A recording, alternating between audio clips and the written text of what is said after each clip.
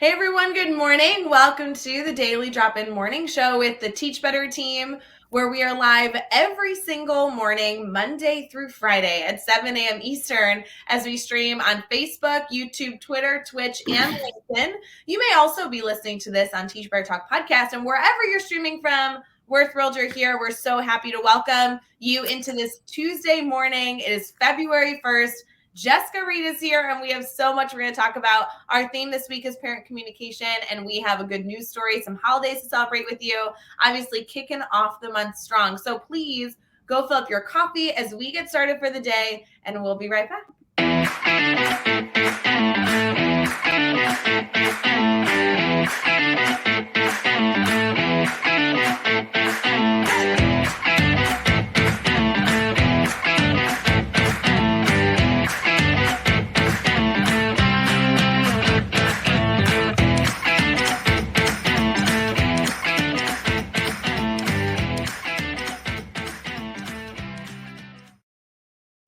Good morning, everyone. Welcome to the Daily Drop-In Morning Show. We're thrilled you're here. Thank you for throwing your thoughts in the comments throughout our conversation. Jessica Reed, how are you, friend? I'm so glad you're here. I'm good. Happy it's February, no longer January. I know, right? It's February. We're kicking off the month strong. There is a ton going on this month, so I'm a fan, ready to get into the craziness of February, right? Sweet, let's get started. I know. Jessica, there are so many people in the Teach Better community that already know all about you and that are very connected to you in our ambassador program. But of course, we have members of the Teach Better family that are involved in 1,000 different ways. So if people don't know who you are and what you do, would you mind sharing a little bit about yourself? Sure. So I am an ambassador and very happy to be one. Probably one of the coolest things I've gotten to do. I am a middle school special ed teacher. I teach ELA resource 6 through 8, and I do one class of inclusion. I do a little bit of everything. I don't really say no to anything. That's probably my biggest downfall. But I am also I'm a big ed tech nerd as well, and a big person for inclusion and collaboration in the classroom. So good. I know, Jessica, we've been able to chat a little bit, but I'm excited to learn more about the specifics of your day-to-day interactions. And obviously with our theme this week being parent communication, I can only imagine that that's something that you put a big emphasis on. So excited to get into that this morning. Can you tell me a little bit about why you became an ambassador? I know that's a program that you said you're happy to be a part of, but for the people who aren't necessarily in the ambassador program, there's a lot of details that aren't necessarily communicated to the general audience. So tell us a little bit about your experience so far. So when I first applied the first time, I actually didn't get accepted. And I was like, okay, cool. Rejection happens. And then when the applications opened up a second time, just because I enjoy everything, like all the different courses that you can take and getting to know everyone. And it has been such a cool thing. There's like monthly hangouts. We just finished a book study. The two lead ambassadors are fantastic, Andrea and Megan. It's kind of like you have like a little pseudo family. Do you know what I mean? It's like this little group, and everyone's just so supportive. I remember I presented at a conference and I was really nervous about it, and I posted in our Facebook group, and I got so many warm wishes and good luck. And it's like a very supportive little community, which is really hard sometimes as a teacher, especially right now with all the things going on. So, oh goodness, I'm so glad that you found the ambassador program to be so helpful. Obviously, there's like the facilitated book studies, the monthly PD, but I love also the family component, the hangouts, the daily interaction on Voxer or Facebook, or just so many different opportunities for educators to cheer each other on and celebrate each other. And truly, Megan and Andrea, who are part of the Teach Better team, built that program from the ground up. They just had this vision of what it could be. And I know that applications haven't opened in a while, but they will be opening soon from what I heard. So if you're listening now and you're interested in becoming a Teach Better ambassador, there's some incredible opportunities there that we'd love to get you involved in, including a mentor program. So for those of you who are continuously looking for that guided support, that could also be an option for you. So that is so neat. Now, Jessica, before we came live, We had the weirdest conversation, and I say that lovingly because it just boggled my mind that I've never talked to an educator that has this day-to-day routine. So for those of you that are listening, I want you to listen up for this incredible thing that we discussed. Jessica, what time is it right now for you? Okay, so Eastern time it's 7:05, but my body is telling me it's 6:05. Okay, Because why is the clock reading something different than your body? So I teach Eastern, but I actually live Central. Where I am located in Alabama, I'm 30 minutes away from the Georgia border, and I'm like right in the nook of near Chattanooga and Fort Payne, where I live, and I teach in a little area there, and it's what I've done for 5 years. So when you go home, you operate in Central time zone, but when you're at work, you're in Eastern time zone, which I have to tell you, I have complained for years that the Teach Better team operates in Eastern and I live in Central. But I didn't realize that you'd have to do that daily flip of what time, why are you asking, what is this related to? I think my brain would be mush by the end of the day. Mine is usually, the biggest time I ever get confused is when my 4-year-old has to get, my husband gets my daughter ready to go to school because she's in pre-K.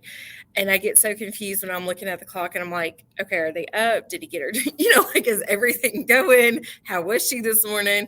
And then trying to talk to him when it's all over the place. But when I get home, I'm fine because I'm back to my normal. So it's really depending on who you're speaking to, you're thinking about what time zone they're in and trying to do that transition, which truly is my life, depending on who I'm speaking to on the Teach Better team, right? We have Jeff Gargis, who's in Ohio. We have, Katie Miglin, who's in Illinois. We have Livia Chan, who's on the West Coast. I mean, it's so funny to see how these conversations can change based on the time, but what a cool, I don't think I've ever discussed this with an educator that lives on that border. It must happen all the time. People must live this life. It's as a parent, it's really cool because I'm actually able to be at home by the time my daughter gets out of school. So I'm home by 3, which may seem like it's a burden to some, but I really like being able to be at home with her and get her started because we're just now in the swing of we're doing activities after school and starting all that up for her. So yeah, because obviously when you get home, it's an hour earlier. So while your morning starts earlier than maybe some educators would experience, you also finish your day earlier in theory because you're moving between the two time zones. That is just wacky. I think that's so cool, Jessica. Thanks. So as we get into our conversation this morning, Jessica, I'm really excited to pick your brain. Obviously on Tuesdays, for those of you that watch the show frequently, we have about 2 segments that we're going to get into. One is our good news story and one is our brainstorm bank. And on Tuesdays, we like to flip-flop them. So our good news story is at the end of our show and Brain Break gets to kick off our dialogue this morning. Brain Break is a time where we kind of reach out to our community and say, hey, friends, do you need anything? It's also an opportunity where we get to discuss the theme of the week and what you're most passionate about, Jessica, so we can continue to learn about you.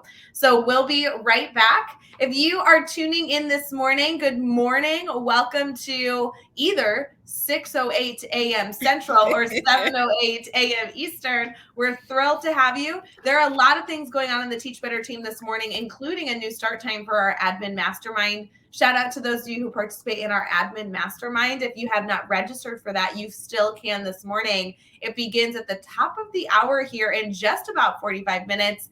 And that is a brand new time for that crew. You can find out all the details of this big, exciting shift that is happening this morning on the Teach Better team over at teachbetter.com/mastermind. Let us know if you have any questions and we'll be right back.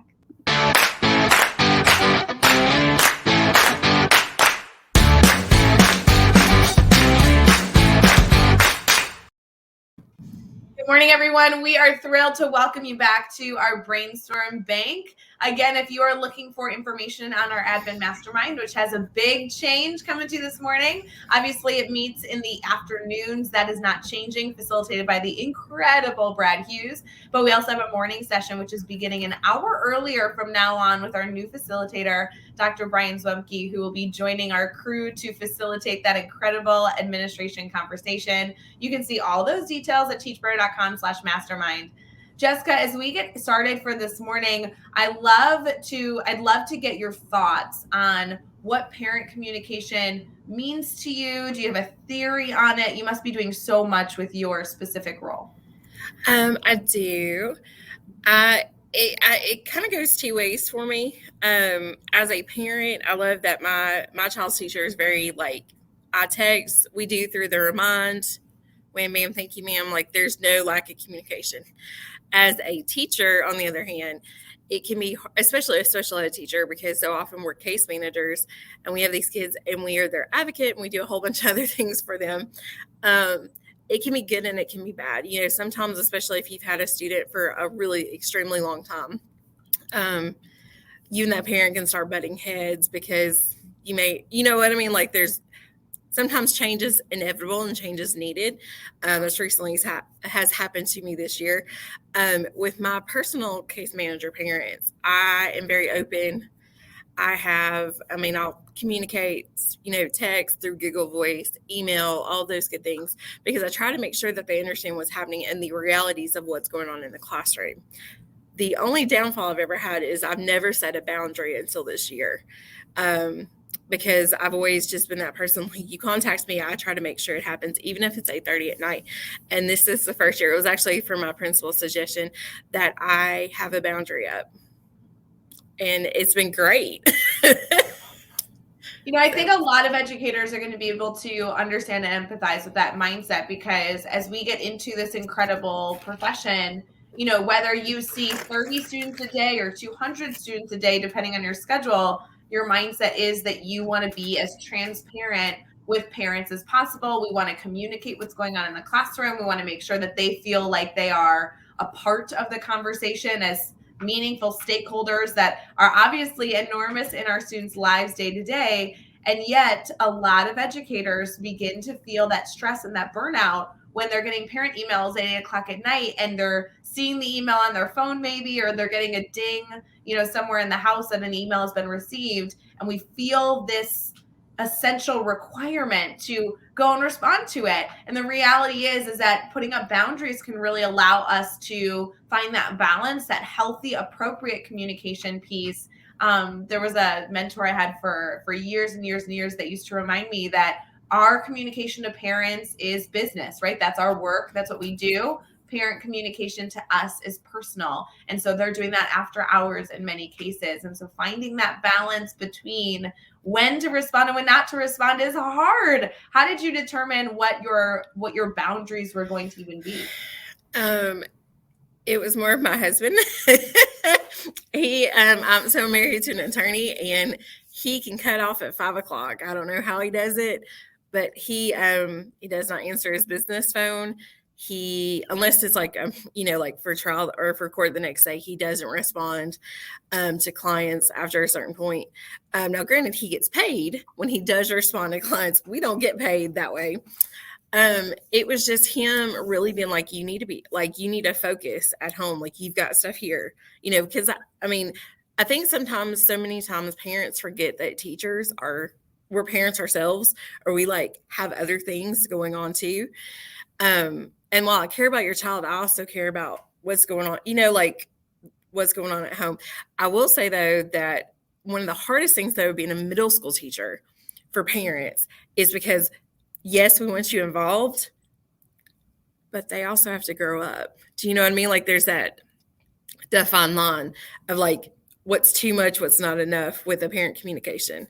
Yeah, of course. While this does happen at the elementary level, we see a big shift in middle school of students beginning to take ownership over the work that's being done and try and learn that responsibility of not only managing multiple subject areas, but also understanding what responsibility they need to carry in that pathway. And while it's different at every grade level, depending on the teacher's style, it's absolutely a major discussion at the middle school. So allowing the parent to understand that shift as they're moving from elementary to middle school is a difficult one. It's another component of that parent communication.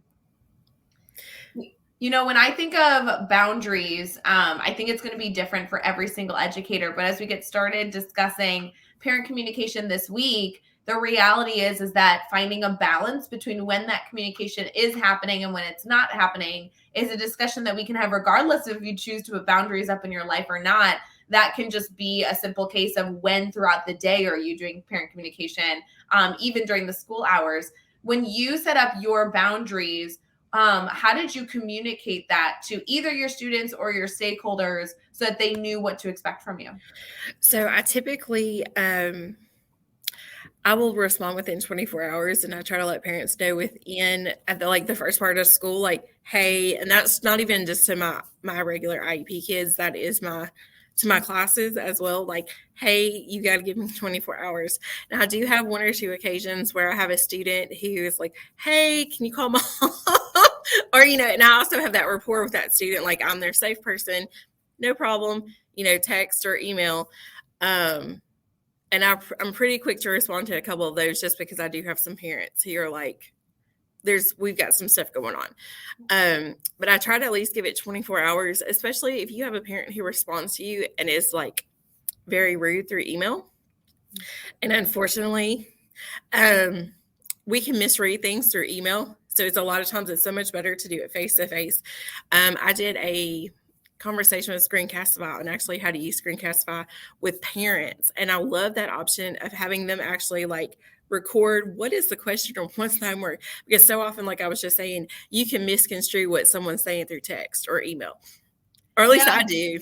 No, I think that happens all the time. And you bring up a whole nother idea. One is, when do we communicate and how can we communicate those expectations? A 24-hour rule in general is a win-win for teachers. That means that when you get a moment, either in the morning before you start your day or during your plan time or after hours as you're concluding and wrapping up your day, you can send out those messages and you've already hit that 24-hour threshold, which allows you to either respond within 12 hours, which holy moly, now you responded so early, or that 24 hours, they know what to expect and when to be concerned when they don't hear about you. But on the flip side, now we're talking about the modality in which you're communicating. So now we're discussing the difference between a phone call, an email, and video message. I love video message ideas. And I love that you're not only able to share with families via a video, right, by recording your voice or recording your face, so they can see your facial expressions and hear your tone, but vice versa, teaching your parents how to do that as well is so helpful. I think it does. I think it's just a good option. Yeah, absolutely. So as you're thinking through your communication styles, obviously a lot of our focus thus far has been that back and forth one-on-one communication. You have a family that you're communicating with, and you're communicating with them either on a frequent basis, depending on what medium you're using to do that. Is there any time that you've set up in your progression or any suggestions you have to be able to sustain that and maintain it? Because a lot of educators I know are willing to do parent communication, love the opportunity to be able to keep our stakeholders updated, but it's just another thing on the to-do list. It gets tricky. It is, and our to-do lists are never ending, it seems, especially now. My biggest thing is like, it's just like you teach your kids routines and rituals. If you start in the beginning of the year, start setting it up for yourself. Like, okay, on Mondays, this is what I'm going to do Tuesday. Or if, every third period, during the day, during my planning, the first 5 minutes, I'm at least going to check email. If you get into the routine and the habits, then you'll have a better response. But that would be my best option, is just getting yourself into the routine, because so often, like I unfortunately had COVID a couple of weeks ago, and I had a parent to email me on Monday. Well, I didn't respond because I was sick. And so Thursday she's in a panic, like, oh my gosh, are you okay? Like, what's going on? And I quickly was like, I'm so sorry. I'm at home. And when I'm out, I was in the bed. I think I was watching Housewives because I couldn't, I just wasn't doing anything else. And so parents get so used to having like that response. So when they don't have it, they're like, oh my God, what's wrong? So I think it's a routine. If you establish it for both of you, then you'll be better off, if that makes sense. Yeah. And you bring up as something that I know is so relevant for all educators, that when we get into a routine and we break that routine, how do we then be, like quick to ensure that our parents don't stress out? Things that we can put on our email, like that, vacation mode response, where there's an automated email that sends if you're going to be out for a day, I know this is not necessarily common practice for educators, but I know it's very common in other industries where even if you're going to be out for a few hours, but you want the permission to not respond, this isn't an okay setting to choose to put on every weekend, or an okay setting to choose to put on every evening from 5 p.m. to, like 8 a.m. is throw on that vacation mode, which allows your parents to email you. So they're getting whatever's going on in their brain off their chest to get, you the information that you need. But then that automated message, you can completely personalize. So whether you're gone for just a day, or maybe you're out for a week, heaven forbid you're not feeling well, you can send that personalized message that says, hey, I really appreciate that you reached out. I so value that you did that, and I really want to respond. This is the time frame that I'm actually going to be unavailable. So if it's an emergency, here are some options for you. And if it's not an emergency and that time frame works for whatever your question is for reaching out, wonderful. I can't wait to get back to you. And then you're really setting those clear boundaries and expectations for your families. Can I just get that in writing, and I'll just go ahead and put that up as my email? Thankfully, this is recorded, but I will say, right, Jessica, I mean, we are educators and we are professionals at trying to find that perfect wording that's going to allow our families to feel heard, but also not stress. And so I know there's a lot of ways we can write those messages for sure. As you are thinking through your progression of parent communication, obviously, you've been able to support so many students throughout your career so far and have so many more that you'll be able to support. Has your parent communication style changed as, you've gotten into the field, or do you feel like you've had a system for quite some time? Oh, I feel like it changes every year. It's just like my IEP organization changes every single year. Parent communication is so key when you are writing IEPs, because IEPs are legal documents. And that's like that's the one big thing, unfortunately, being a special ed teacher, is you are writing a legal document, and it can be scary sometimes. But with my parents, I try to establish, and I've gotten better about it this year, at least giving, because we have to give 10 days notice, but I try to give parents head up, like maybe a couple weeks, like, hey, I'm going to be sending this out. I'm very fortunate. We have a small caseload. Like, I maybe have 8 or 9 students, so it's not 30 to 40 like some people do, or even speech therapists, I think, have like 70, depending on, what their thing is. So it's just an ever evolving. I try. The one thing I can definitely say I've improved on this year is getting parent feedback for IEPs, because I think that's so crucial to have how their students are portrayed or how they happen. And the only reason that's improved is because I've actually had to fill out. My daughter has an IEP for speech, just speech only. We can't say the ending consonant sounds. We can say everything else, but the ending consonant sounds. As sassy as she is, she's a mini version of me, but looks just like her daddy. And filling out that paperwork really made me think, oh my gosh, when because it's like, what does she like doing? 4-year-olds like playing with, she likes Barbies. But like when you're coming up with a middle schooler who's going into transition, because that's one part, like either you're 14 or going into high school, we have to start planning, what are you going to do post high school? And so some of that stuff has just kind of made me realize how I need to improve as a teacher. Do you know what I mean? To where I'm actually help make that plan for their student. I'd love to actually get some specifics from you, because these big ideas are always good to hear, and we can learn from so many different areas. But I'd love to be able to get some specifics, because if I'm listening right now, popping in, maybe I'm on my drive to work or brushing my teeth early in the morning, getting ready, there might be some things that I can actually put in place, whether it be later today or later this week, to focus on that. You've mentioned a lot of different strategies, but this concept I love of getting the parents involved in the conversation, getting their feedback. There's a lot of ways to collect feedback, but how are you doing it for your specific situation?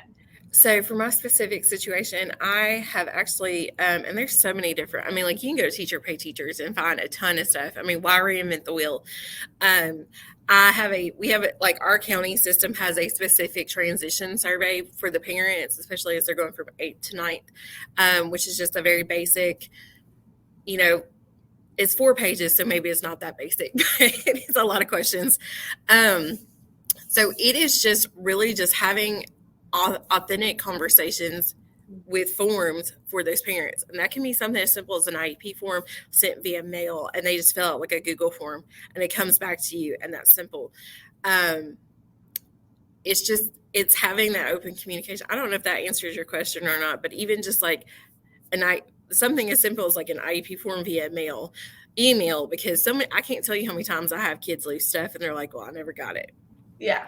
Of course. And I think you're hitting the nail on the head, right? Depending on what works best for your students in whatever you need, it might be a document that you're putting in the students' backpacks and they're taking that home and they're filling it out as a family together, writing on pen on paper and they're sending it back to you. It could be something you send via email that they type and respond to you. It could be something in a Google form that they type up and submit to you. But regardless, I think the trickiest part, Jessica, and something that you're really emphasizing is it's not just the questions you ask, but it's how you direct them and answering them, right? So it's not just, hey, can you fill this out? But, can you guys choose to sit down as a family at some point this week? It should take about 7 minutes at most. And I want you to discuss these questions so we can really get a full picture of not only the student, but also the experience you have as a parent or vice versa. So it's not just the act of handing out the survey or handing out the questions, but the act of actually teaching our parents, teaching our students, our stakeholders,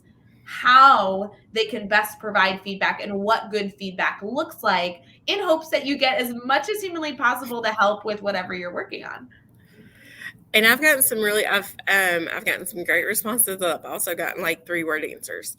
Sure. So then I'm kind of like, well, we're going to make it work. It, sometimes I have a paragraph when I write parental concerns. It's like 3 sentences. Another time, I have 15, just depending on what the parent shares with me. Because I feel like, especially IEPs, parents are such a vital member of the team. Yeah. And even if they're not, even if they're students with not IEPs, but just regular students, gen ed students, I mean, parents are very concerned. I know it's frustrating though, because just with all of the different things, I mean, you can watch TikTok or anything, you see all the news about, parents want to know more and more about what's going on in the classroom. And that's hard because that's just one more thing we have to add to our plate, not our lesson plans. But I think if you establish that rapport at the beginning of the year, it's going to make your life easier.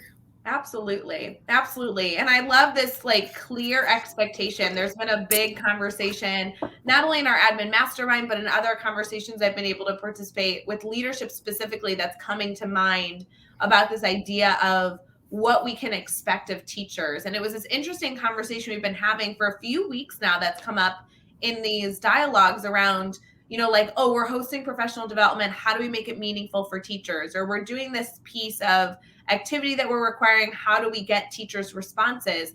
And I think sometimes we forget that regardless of who our audience is, sometimes we need to teach our audience what we're expecting and what's helpful for us. So is just sitting and being quiet and nodding our head enough feedback? Or do you need to hear a few responses in word form? And can we actually teach our teachers or teach our stakeholders what a good response looks like versus what a response that isn't so helpful? Can we share with them that we're looking for, full complete sentences that have, some description in it versus just a yes or no response? These are things that I think more often than not we say, oh, our parents know what a good response looks like. And when we don't necessarily get that, we're like, oh, darn, I wish they were more invested in our students' learning. But actually, did we communicate to them that, 5 sentences is actually really helpful, and a 1-word answer doesn't really get us the feedback that we need as a teacher to be successful? So some of that teaching is also part of parent communication.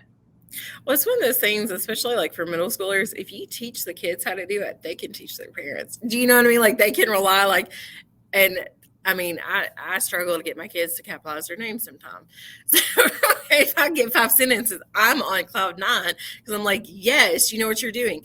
But if you're teaching kids how to take that information and not regurgitate it, but to turn it into their own words, they can show their parents, and then their parents can see, hey, my kid is learning. Do you know what I mean? So it's kind of like a wheel that just keeps on spinning.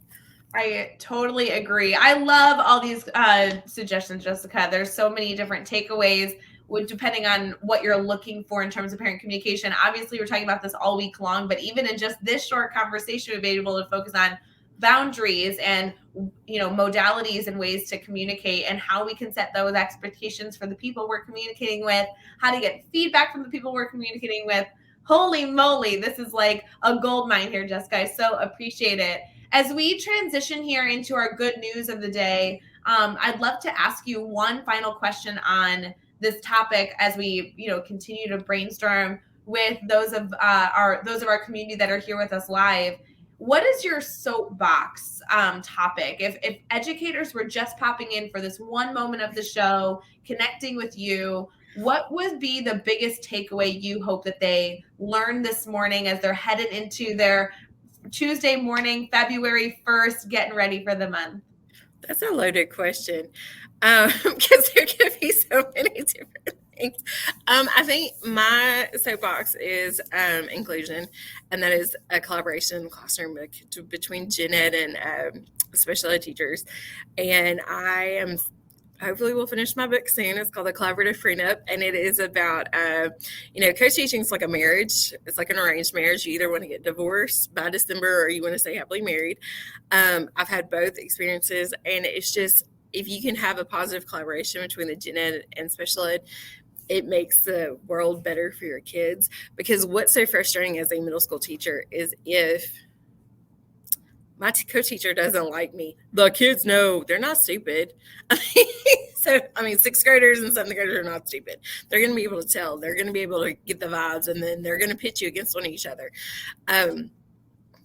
It's just, I think so often gen ed teachers don't think of SPED as equals, and vice versa. Like, SPED teachers are like, we've got so much on our plate. Gen ed teachers are like, no, you don't. There's always like these like different, everybody has so much on their plate. It's just different. My job is not any easier than your job as a gen ed teacher. I have more IEP paperwork. You have grades. You have parent contacts. There's so, one's not better than the other, but we both have to work together. And so often teachers forget that we are not there to be buddy-buddy. We're not there to be the most popular teacher, to get teacher of the year. We are there. If you are a true teacher, you are there to make sure that your kids are learning. However that means. And sometimes that means biting your tongue and swallowing your pride and working with someone to make sure that your kids are having the best experience that they can in the classroom. If that makes sense. Yeah, I'm so sorry that sometimes there seems to be that discrepancy between those that work in our schools, but I really appreciate the emphasis, Jessica, that every single person in the school building has a really fascinating and valuable lens that they're able to come into whatever learning opportunity and be able to ensure that they are supporting the students that need to be successful, and the emphasis of needing to work together to do that. So I'm excited for our network to reach out to you to get ideas, maybe collaborate and brainstorm a little bit about how they can be better in that area, in addition to parent communication, which we've been able to focus on this morning. We're going to transition here into our good news and get into some celebrating.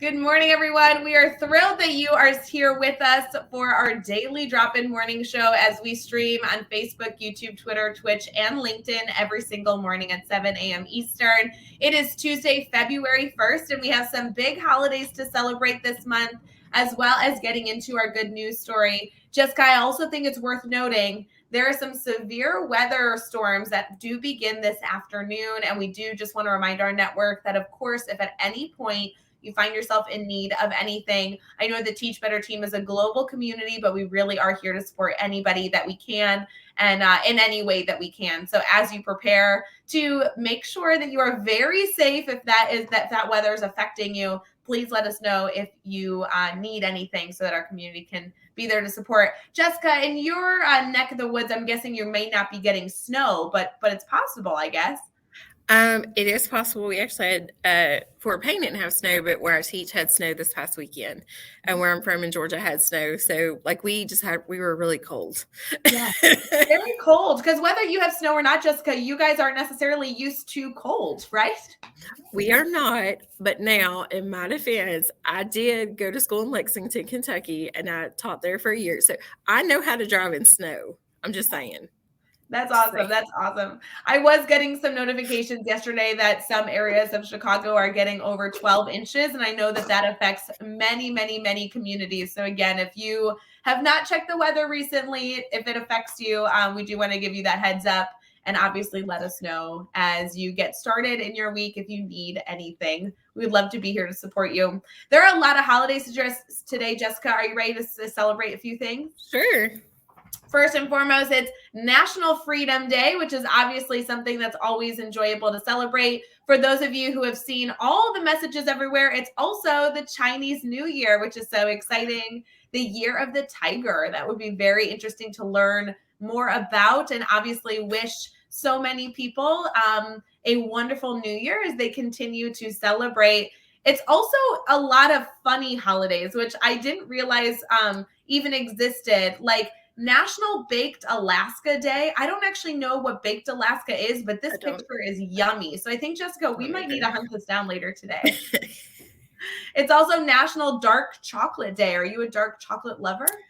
I am not. I'm actually allergic to chocolate. So definitely don't celebrate this. But if you are out there and you enjoy some dark chocolate, maybe have a bite for Jessica in spirit as we celebrate something a little goofy. It's also World Get Up Day. And this is the picture that they show us is somebody that's down on the ground and a friend is helping them up. So if you are feeling down at all, let's help you get up and celebrate World Get Up Day. That's a little different for me. I didn't heard that one. The last one, which I don't know who this applies to because nobody in our network would, find themselves in this category, but I think it's funny and I'm going to put myself in this category. It is Spunky Old Broads Day. So if you are an old broad and you are spunky, congratulations, it's your day. And I think that I fall into that category. Jessica, what do you think?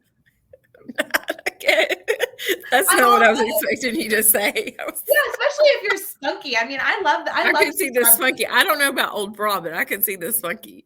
I don't know when you get to become an old broad. Like at what age are you like, guess what? You officially have hit the threshold. You can describe yourself as an old broad. If you have an idea and you're listening, I'd love to hear what age that happens at, because I think I can describe myself as a spunky old broad. I think of more of like the Golden Girls, like Sophia. Ooh. Like maybe like when you're like 70 and 80, because you really can get away at that point and saying whatever. You know what? You are pretty fabulous at that age. So I do kind of get it. And I'm sure many people could be spunky at that age. But really, I got to wait till I'm 70. It's got to be earlier. Come on. I just want to celebrate Spunky Old Broads Day. Come on.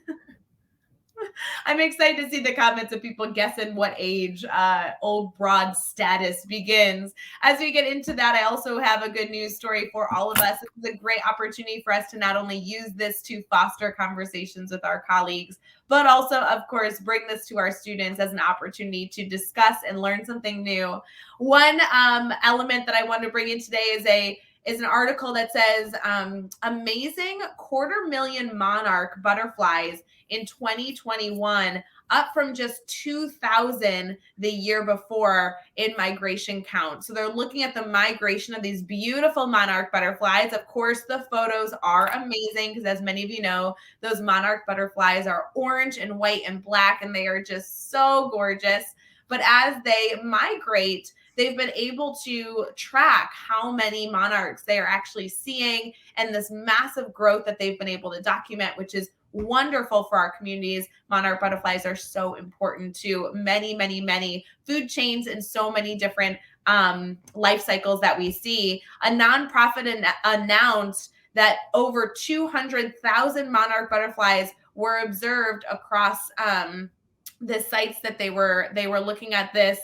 A 125-fold increase over the last year. So as they were tracking these numbers, there was this really big discussion around how this increase occurred. This would be a wonderful opportunity to bring to your students to evaluate numbers, population, growth, and obviously the science behind these incredible animals. So shout out to those of you who continue to support butterflies and also the concept of bringing this idea to our students.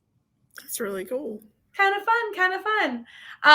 As we conclude our conversation today, Jessica, I do want to make sure that we have a few updates for our Teach Better family and also an update to ensure that they can connect with you. So Jessica, let's start off with, how can our viewers stay connected to you? So the best way for me is through Twitter. And my Twitter handle is right there, right below my face. It is at Kentucky Girl in Alabama. And that is before I knew of Edgy Twitter. This is back in the day when I would talk so much smack to my husband because he's an Alabama grad. I'm a Kentucky grad.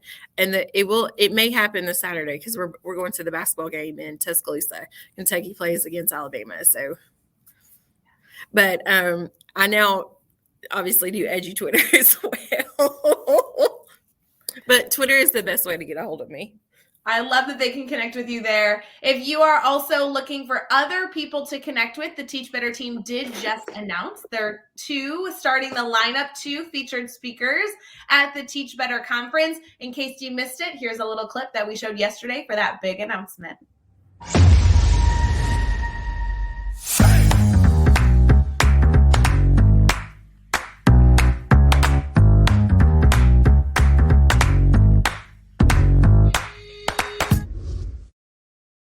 The Teach Better team is so excited to begin announcing the lineup for the Teach Better conference, which you can learn about at teachbetterconference.com. Congrats to Alexa Shepard and Jed Derryberry on being the first to announce of the 12 that will be continuing to announce over the next 14 weeks. You can also catch lives with both of those incredible speakers next week on Monday and Tuesday to continue to learn about them before we announce the next wave of educators. As I'm sure many of you have seen, we have that funny image with all these silhouettes of our speakers that we'll be announcing. And we so appreciate the guesses. I've not had one person guess all them right yet. So I do appreciate continue to send in your guesses and your excitement for that.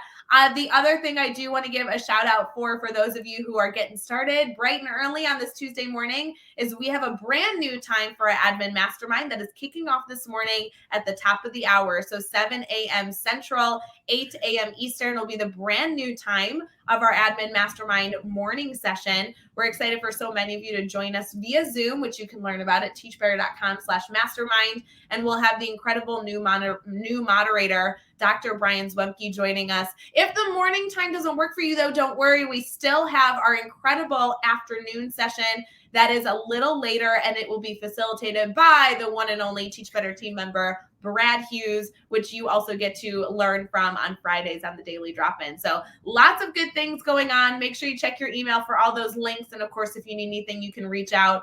Jessica, thank you so much for joining the conversation this morning. It's always so good to chat with you. And I'm just so appreciative that you're able to share your expertise with our community, not only in the Ambassador Program, but also on Daily Drop-In. Thank you. So fun. For everyone here, we hope you have an incredible Tuesday. Happy February 1st. Let us know if you need anything, and I hope you have a killer Tuesday, friends. Enjoy your last few sips of coffee, and we'll see you bright and early. If not, at our Admin Mastermind, we'll see you tomorrow morning on Daily Drop-In. Bye, friends.